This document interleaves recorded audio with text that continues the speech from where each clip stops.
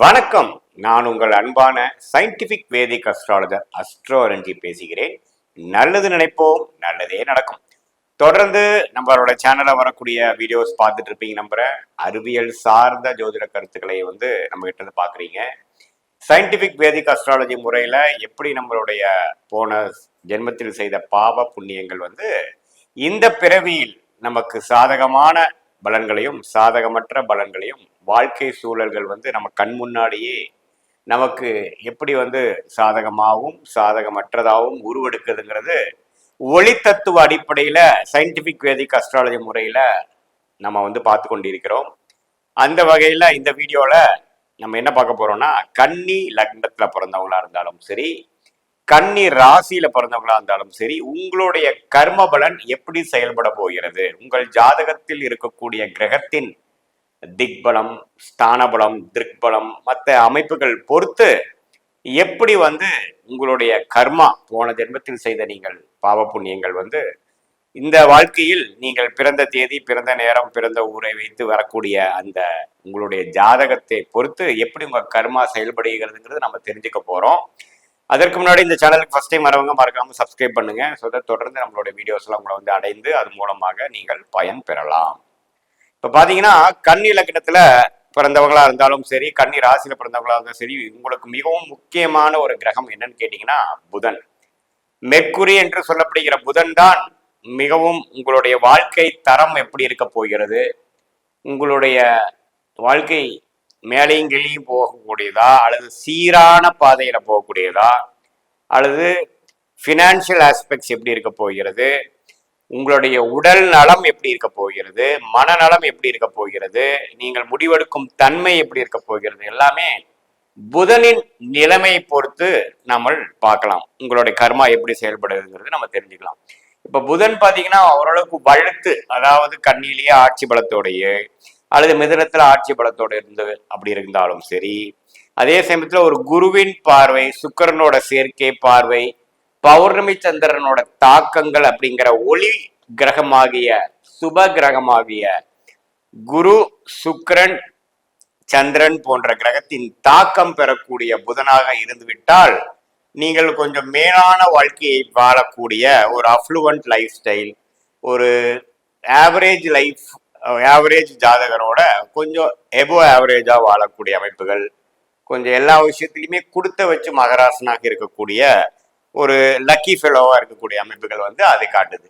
அதே புதன் பாதிப்புள்ளாகி, அதாவது பாதிப்புள்ளாகினா என்னையான்னு கேட்டீங்கன்னா, சனி, செவ்வாய், ராகு, கேதுகளோட சம்மந்தப்பட்டு கொஞ்சம் அஃப்ளிக்ஷன் என்று சொல்லப்படுகிற தோஷம் பெற்றால் உங்களுடைய வாழ்க்கை, உங்களுடைய உடல்நலம், மனநலம், செயல்திறன், முடிவெடுக்கும் தன்மை எல்லாமே கொஞ்சம் பாதிக்கப்படுதுங்கிறத நம்ம தெரிஞ்சுக்கணும். ஸோ உங்க ஜாதகத்துல எப்படி புதன் இருக்கிறாரு அப்படிங்கிறத நீங்க கன்னி லக்ன கன்னி ராசிக்காரர்களா இருந்தா தெரிஞ்சுக்கங்க.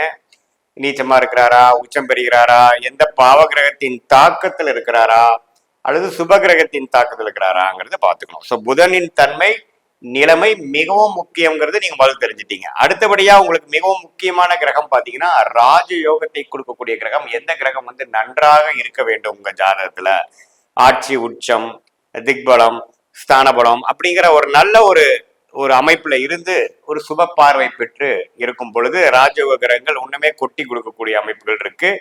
அந்த வகையில் சுக்கிரனும் உங்களுக்கு அடுத்தபடியான சனியும் பாத்தீங்கன்னா ராஜயோகத்தை கொடுக்கக்கூடிய ஒரு அற்புதமான ஒரு கிரகமாக வருகிறார்கள். ஸோ கன்னிலக்கண கன்னிராசிக்காரர்கள் பிறக்கிறப்போ சுக்கரனோட நிலைமை நம்ம முக்கியம். சுக்கரன் 7ஆம் இடத்துல உச்சம் பெறும் பொழுது அருமையாக இருக்க போகும் அர்த்தம். அது சனி, செவ்வாய், ராகு, கேதுகளோட சம்மந்தப்படாமல் இருக்கும் பொழுது உண்மையே நல்லது. கேதுவோட சேர்ந்து அவ்வளவு தவறு இல்லை. அதே சமயத்துல ஒரு குரு பார்வையோ ஒரு சந்திரனின் தாக்கமோ அது ஒளி பொருந்திய சந்திரமாக இருந்து விட்டால் ஒண்ணுமே நல்லது. அப்படிலாம் இருக்கும் பொழுது ஒண்ணுமே விசேஷமான பலன்கள் உண்டு. அது சுக்கிர திசை நடந்துருச்சுன்னா கேட்கவே வேண்டாம். ஸோ அதே சமயத்துல ஓரளவுக்கு ஆட்சி பலத்துல இருக்கிறார், ஒரு 11ஆம் இடத்துல இருக்கிறார், நட்பு வீட்டில் இருக்கிறாருங்கிறப்போலாம் அது நல்ல ஒரு கர்மாவை கொடுக்கக்கூடிய அமைப்பு இருக்குங்கிறத நீங்க தெரிஞ்சுக்கணும். அதே சமயத்துல சனியும் பாத்தீங்கன்னா ஒரு ராகு செவ்வாயோட சேராமல் குரு பார்வை சுக்கரனோட சேர்ந்து சுபத்துவமாக சந்திரனோட சேர்ந்து திருட்பலம் பெற்று ஒளி பெற்று இருக்கும் பொழுது சனியின் காரத்துவங்கள் வந்து உங்களுக்கு நல்லாவே கொடுக்க போகுது, உங்களுக்கு நல்ல கர்மா தான் உங்களுக்கு இருக்க போகிறது அப்படிங்கிறது தெரிஞ்சுக்கலாம். ஸோ சுக்கிர திசை சனி திசை, அதாவது பிறக்கிறப்போ நீங்க ஒரு குருவின் நட்சத்திரம் ஆகிய விசாக நட்சத்திரம், புனர்பூச நட்சத்திரம், பூரட்டாதி நட்சத்திரத்துல பிறக்கும் பொழுது ஒரு 20-21 வயசுல இருந்து பாத்தீங்கன்னா சனி புதன் கேது சுக்கிரன்கிற ஒரு யோகமான தசா பெல்ட்ல உங்க வாழ்க்கையோட முழுமையான ஒரு மிடில் பீரியட் வந்து வந்துடும். அது வந்து யோகத்தை கொடுக்கக்கூடியதாகவும் ராஜயோகத்தை கொடுக்கக்கூடியதாகவும் இருக்கிறதுனால உங்க கர்மா வந்து நல்ல வாழ்க்கையை வாழ்ந்துட்டு போகணுங்கிற செயல்படுறதுக்கு ராகு சாரமோ குரு நட்சத்திரமோ ராகு நட்சத்திரமோ பிறக்கிறது உங்களுக்கு ஒரு அருமையான ஒரு பெல்ட், லக்கியான ஒரு தசா பெல்ட் வந்து ஒரு prime time of your career, prime time of your லைஃப்ல வரக்கூடியதாக இருப்பதனால நீங்க வாழ்க்கையில உங்களோட துறையில ஒரு முதன்மையான பர்சனாக வந்து பேர் சொல்லும் பர்சனாக வரக்கூடிய அமைப்புகள் இருக்கு. ஸோ அதுதான் உங்களுடைய நல்ல கர்மாவை குறிக்கக்கூடிய ஒரு விஷயங்கள். இதே பாத்தீங்கன்னா நீங்க சுக்கிரனோட நட்சத்திரமாகிய பூரம் பூராடம் பரணி நட்சத்திரத்துல பிறக்கும் பொழுது பிறக்கிறப்பவே யோகமான திசைகள் முடிந்து அடுத்த வரக்கூடிய சூரிய சந்திரன் செவ்வாய் ராகு திசைகள்லாம் மிகவும் சுமாரான திசைகளாக வந்து வாழ்க்கையில கொஞ்சம் ஒரு சுமாரான வாழ்க்கை, பிலோ ஆவரேஜான வாழ்க்கை, 10-11 வாழ்ந்துட்டு போகிற வாழ்க்கையாக அமையக்கூடிய அமைப்பு இருக்கு.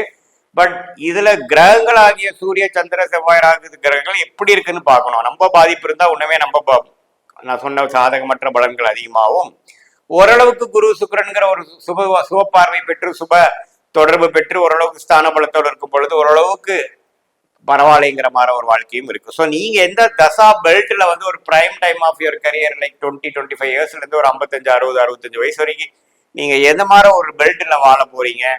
சனி புதன் கேது சுக்கிரனோட தசா பெல்ட்ல வாழ போறீங்களா, அல்லது சூரியன் சந்திரன் செவ்வாய் ராகுங்கிற அந்த தசா பீரியட்ல வந்து வாழ போறீங்களாங்கிறத பொறுத்துதான் உங்களுடைய கர்ம பலன் வந்து இந்த இந்த இந்த வாழ்க்கையில் இந்த பிறவியில் எப்படி செயல்பட போகிறது, நீங்கள் வாழ்க்கையில் மேன்மையாக வரப்போறீர்களா, பேர் சொல்லும் பர்சனா வரப்போறீங்களா, 10-11 வரப்போறீங்களா, லக்கு கரெக்டான டைம்ல கரெக்டான விஷயங்கள் உங்க கைக்கு கிடைக்க போகுதா, அல்லது கைக்கு கிடைச்சது வாய்க்கு கிடைக்கவில்லைங்கிற மாதிரி ஒரு பிரச்சனைகள் கொடுக்கக்கூடியதாங்கிறது நம்ம தெரிஞ்சுக்கலாம். ஸோ இதுதான் வந்து கர்மபலன் வந்து கன்னி லக்ன கன்னி ராசிக்காரர்களுக்கு கிரகத்தை கொடுக்கக்கூடிய அந்த 3 முக்கிய கிரகமாகிய புதன் சுக்கிரன் சனிங்கிறது தெரிஞ்சுக்கிறோம். வரவே கூடாத கிரகம், அதாவது பிரச்சனைக்குரிய கிரகம், வரவே கூடாத திசை என்று சொல்லப்படுகிற செவ்வாய் திசை வந்து கன்னி லக்ன கன்னி ராசிக்காரர்களுக்கு வரப்போ பாதிப்பு கொடுக்கக்கூடிய அமைப்பு இருக்கு. அதுமே கொஞ்சம் கடுமையாக சனி ராகுவோட சேரும் பொழுது உன்னமே பிரச்சனைகள் வந்து ஜாதகருக்கு தீய கர்மாவை கொடுக்கக்கூடிய ஒரு கிரகமாக செவ்வாய் வந்துடும். அவரே குரு சுக்கிரன்கர் சுபத்துவமாக ஒரு திருப்பலம் பெற்று பௌர்ணமிக்கு அருகில் இருக்கும் சந்திரனால் கொஞ்சம் திருப்பலம் பெற்று ஒளி பெற்று தசை நடத்தும் போது அந்த அளவுக்கு பாதிப்பு இருக்காது. ஸோ இதுதான் வந்து உங்க செவ்வாய் உங்க ஜாதகத்தில் எப்படி இருக்குங்கிறது ரொம்ப முக்கியம். ஏன்னா அவர் ஆயுசை கொடுக்கக்கூடிய ஒரு 8ஆம் பாவாதிபதியாகவும் அஷ்டமாதிபதியாகவும் வருகிறார். அதே சமயத்துல உங்களுக்கு வந்து ஒரு இக்கட்டான சூழ்நிலையோ ஏதோ ஒரு மாதிரி விஷயங்கள் வந்து கொடுக்கக்கூடிய அமைப்பு இருக்கு. அது ஓரளவுக்கு நல்ல இடத்துல இருக்கும் பொழுது பிரச்சனைகள் குறைவாகவும், ஒரு தீய இடத்துல தீய செயற்கையோட இருக்கும் பொழுது உங்களுடைய தீய கர்மா வந்து அதிகமா செயல்படும். குறிப்பா அந்த செவ்வாய் திசை செவ்வாய் புக்தி நடக்கும் காலத்தில். ஸோ இதுவும் செவ்வாயும் மிக முக்கியமான ஒரு கிரகமாக கவனமாக பார்க்க வேண்டிய கிரகமாகவும் தீய கர்மாவை கொடுக்கக்கூடிய ஒரு கிரகமாக செவ்வாய் வருகிறது. மற்ற கிரகங்கள் பார்த்தீங்கன்னா சூரியன் சந்திரன் சுக்கிரன் நம்ம பார்த்துக்கிட்டோம். சூரியன் சந்திரன் குரு இந்த 3 கிரகம் பார்த்தீங்கன்னா ஓரளவுக்கு நியூட்ரலான பலத்தை கொடுக்கக்கூடிய அமைப்பு. அதுல குரு பார்த்தீங்கன்னா பாதகாதிபதியாக வரார். உபயலக்னம் உபயராசிக்கு பாதகத்தை கொடுக்கக்கூடியவர் 7ஆம் வீட்டு அதிபதியாக வரார். புதனே குருவே 7ஆம் வீட்டுக்கு கனெக்ட் ஆகி 7ஆம் வீட்லயே இருக்கும் பொழுது பாதகத்தை கொடுக்கக்கூடிய அமைப்பு வந்துடும். ஸோ குரு எப்படி இருக்கிறார்? குரு ஓரளவுக்கு நட்பு வீட்டுல 11ஆம் வீட்டுல அப்படிங்கிற மாதிரி ஓட நல்ல இடத்துல இருக்கும் பொழுது நல்ல பலன் கொடுக்குறார். சூரியனும் பாத்தீங்கன்னா சனி ராகுவோட சேராமல் கொஞ்சம் திக்பலம் பெறும் பொழுது நல்ல ஒரு விஷயத்தை கொடுக்கிறார். 10ஆம் இடத்துல திக்பலம் பெறுகிறார். மிதுனத்தில் இருக்கும் பொழுது திக்பலம் பெறுகிறார். அதே சமயத்துல லாபஸ்தான அதிபதியாக சந்திரன் ஒளி பொருந்திய சந்திரனாக பௌர்ணமிக்கு அருகில் இருக்கக்கூடிய ஒரு சந்திரனாக ஓரளவுக்கு ஒளி இல்ல ஒரு கிரகமாக இருக்கும் பொழுது அவரும் நல்ல பலன் லாபத்தை கொடுக்கக்கூடியதாக வருகிறார். அவர் ராகு சனியோட சேரும் பொழுது கொஞ்சம் பாதிக்கப்பட்டு 11ஆம் வீடு என்று சொல்லப்படுகிற அந்த லாபஸ்தானம் பாதிக்கப்பட்டு சில சிரமங்கள் கொடுக்கக்கூடிய அமைப்பு இருக்குது. சந்திரன் சனியோட சேரும் பொழுது புனர்ப்பு தோஷம் பெறுகிறார். ஸோ இது வந்து ஒரு மாதிரி ஒரு சிக்கல், பர்சனல் ரிலேஷன்ஷிப்ல ஒரு சிக்கலை கொடுக்கக்கூடிய அமைப்பு, ஒரு தீய கர்மாவை கொடுக்கக்கூடிய அமைப்பு. ஸோ இது மாதிரி பல காம்பினேஷன்ஸ் இருக்கக்கூடிய அமைப்புகள். பொதுவாக சொல்லும் பொழுது சூரியன் சந்திரன் ஒரு சுமாரான ஒரு நியூட்ரலான பிளானட்டாக வருகிறார்கள் கன்னி லக்னத்துக்கு. இதுதான் பாத்தீங்கன்னா கன்னி லக்ன கன்னி ராசிக்காரர்களுக்கு உங்களுடைய கர்ம பலன் எப்படி செயல்பட போகிறது, எந்தெந்த கிரகம் எப்படி இருக்க வேண்டும், எந்த கிரகம் முக்கியம், எது எந்த கிரகத்தில் தசை கவனமாக பார்க்க வேண்டுங்கிறதுலாம் ஓரளவுக்கு நீங்க புரிஞ்சிருப்பீங்கன்னு நினைக்கிறேன்.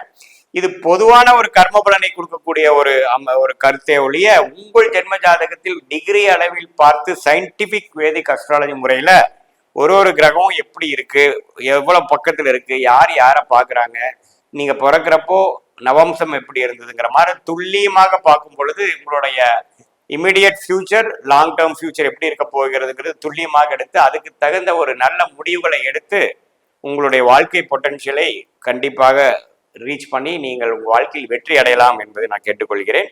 மீண்டும் மற்றொரு காணொலியில் சந்திப்போம். நன்றி, வணக்கம்.